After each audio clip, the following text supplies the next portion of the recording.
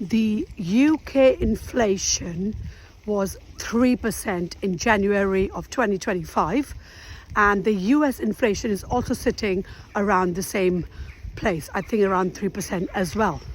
So you can see how challenging the Bank of England's job is, because inflation is ticking up. I think it was 2.6 to 2.7% at the back end of last year. And you can see with the growth of 0.1%, we are massively in stagflation territory, if not recession, which obviously the government is not agreeing to. So you can see, guys, that the interest rates are possibly going to stay higher for longer, and there is also a very small possibility that interest rates might go up by 0.25 percentile points later on, possibly in Q3 of 2025. What this means is the liquidity in the market is still going to be strangled as it is right now, and people are not in a position to access cheaper money, whether that's mortgages, there's business loans, and whatever that is basically means that there's going to be a smaller demand for properties going forward. And as we know, we've got a huge supply in the market right now, a lot of it, and I think 1/3 of it is from the landlord stock selling up. So guys, we know that there is some more challenges in the residential sector, and commercial property mortgages are around the 50% loan to value mark, which is why we should be looking and being some of the early adapters, but we should be looking at snapping up these vacant uppers, shops and uppers, because we know that the high street, although is not dead by any angle, it's definitely being repurposed, and you're having more service and experiential based businesses on the high streets, whether you're looking at prime, secondary or tertiary parades.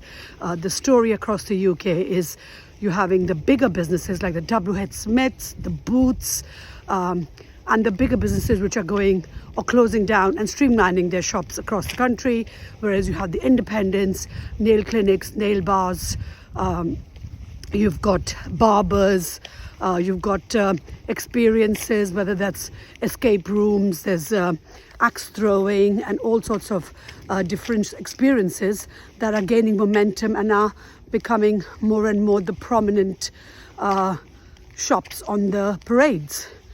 So I think shops and uppers are another great strategy for 2025, where you're looking at shops either that are vacant and they come with the freehold, and you can buy the whole set of shops and uppers, or they might just be the shop and the freehold, and you might have some space at the back of the shop to create a residential property.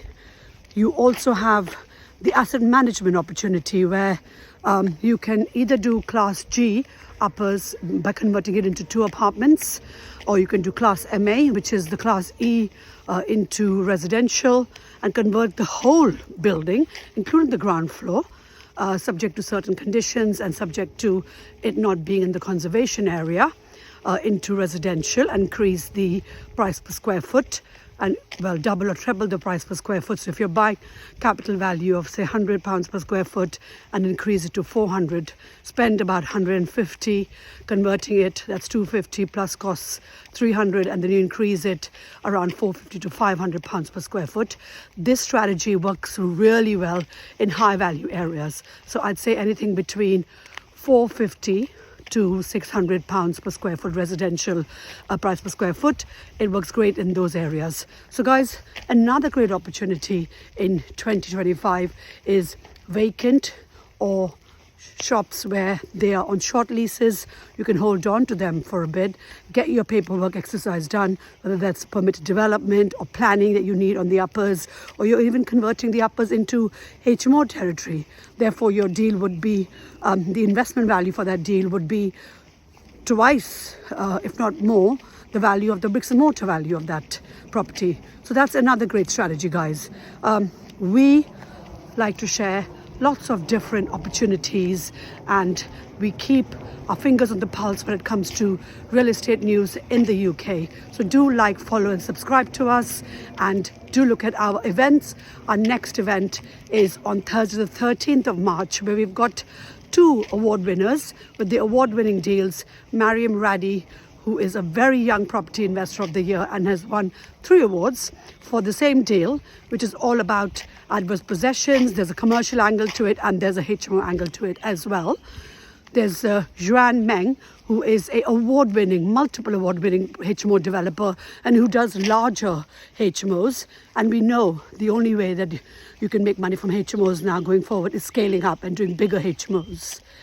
And last but not the least, Guillaume, co-founder of the Property Filter, which is an award-winning property deal finding solution. And they also do help you to direct-to-vendor marketing as well. So guys, look at teamtitans.co.uk to find out how you can secure your seat for the 13th of March at the Crown Plaza in Gerrards Cross.